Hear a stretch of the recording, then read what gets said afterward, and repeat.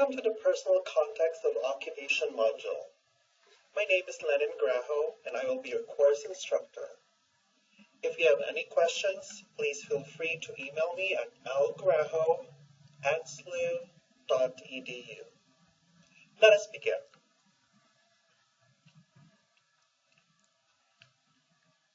At the end of this module, you should be able to define personal context, describe how various personal contexts affect occupational behaviors, and describe how social-cultural context is interrelated with personal context and participation in occupations.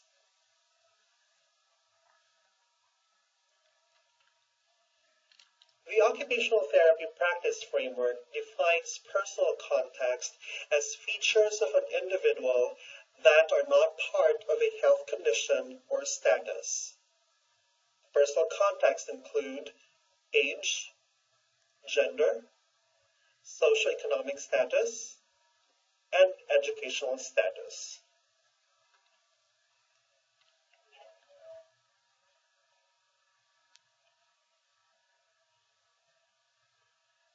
What are some examples of your roles and responsibilities right now? A student, part-time employee, son or daughter, an uncle or niece, an aunt or nephew, or a leader of an organization perhaps. How do those roles affect the occupations that you engage in? As a student, you need to study. As a son or daughter, you may be expected to call mom or dad every night, or as a leader of an organization, you may be expected to hold monthly meetings. Now imagine how those roles are influenced by, say for example, being a woman in a work site full of men, or an older student amongst younger ones. Personal contexts influence our various role expectations.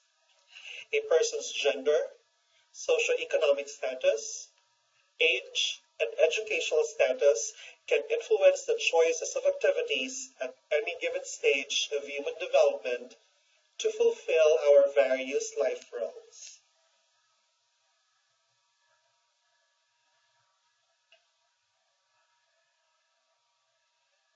Now let's take a look at specific examples. First is age. Imagine a 6-year-old child. Would he or she be expected and capable of crossing a main street to play with neighbors? When I first got here in the US, I was also quite surprised to be asked for an ID to order a drink from a bar. We never get carded in my hometown in the Philippines, so we actually partied quite earlier there than most of you guys have here, at least legally. Human development and achievement of developmental milestones predicts capability to engage in certain occupations.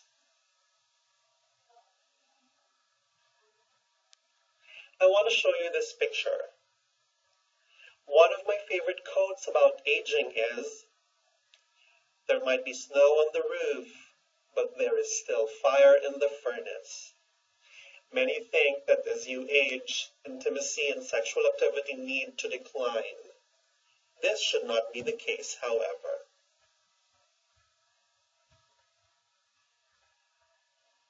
Now let's look at gender. Do you remember when you were a child, other kids say you're not supposed to do this and that because you're a girl or a boy, and girls or boys don't do such things? When I was in kindergarten many years back, culturally, nurses are mainly just the job of women. Girls always dream of being nurses, while boys can only dream of being doctors.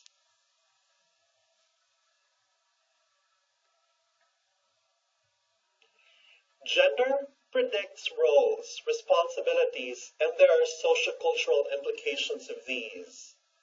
Being a mother, for example, may have a different cultural and gender implications than being a father.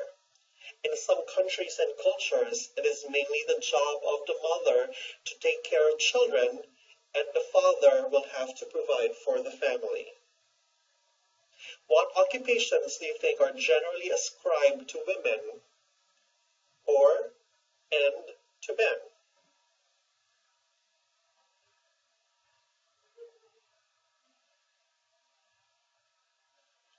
Let us look at another example of a personal context.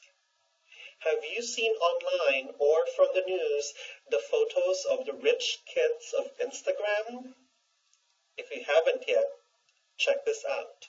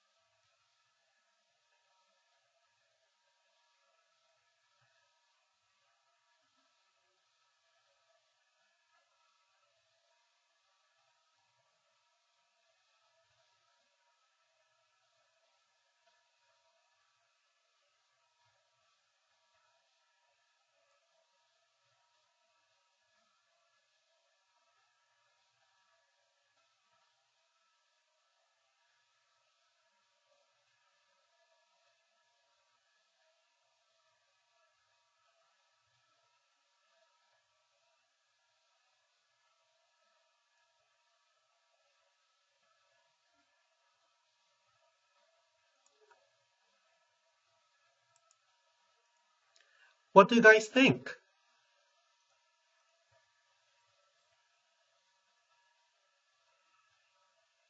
Socioeconomic and educational status predict lifestyle choices and thus ways of participating in occupations. The amount of work, the quality of enjoyment, the choices of occupations can all be influenced by one's socioeconomic status and even educational status. I remember when I was still studying at Harvard, I had the opportunity to attend the parties of the School of Law. Oh, they are fabulous. Their parties are always branded as the parties at law because of a certain reputation of being grand, people wearing fine clothes, and somehow an environment of hostility and extravagance. Can you think of other examples?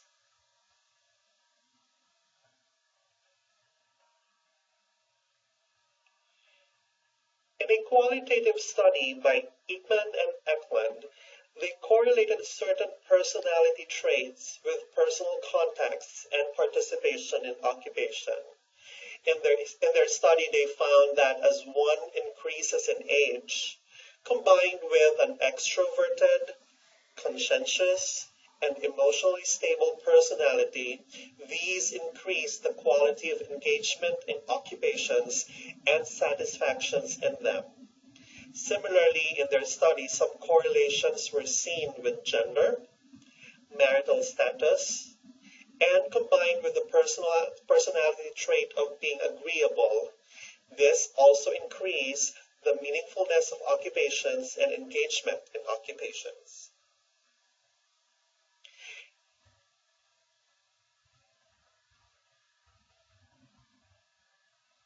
Based on the examples that I have shown you in some of the photos, can you now see the relationship between personal and sociocultural contexts? Cultural perspectives and factors such as age, gender, socioeconomic and educational status all have impact in a person's occupational behaviors. Now let us review. What are examples of personal contexts that we need to consider in analyzing occupational behaviors? We have age, gender, socioeconomic status, and educational status. Great work. You are ready to move on.